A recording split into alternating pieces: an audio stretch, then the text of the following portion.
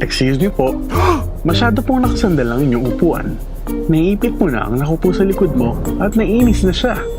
Pakibalik na lamang ang inyong upuan sa tamang pwesto. Para ikaw ay ayos sa bus, dapat isandal lamang ng kaunti ang iyong upuan. Karaniwang kortesiya din ng hindi pagsandal ng iyong upuan kapag ikaw ay nasa publikong sasakyan. Sundin lang ito para tayo maging ayos sa bus. Ayos ka ba sa bus? Ipakita ito sa iyong social media account at gamitin na hashtag ayos sa bus. Para sa karagdagang impormasyon, pumunta sa aming website na www.ayossabus.com. Maaari rin kayo pumunta sa aming Facebook page, Twitter o Instagram. Ayos ba? Ayos!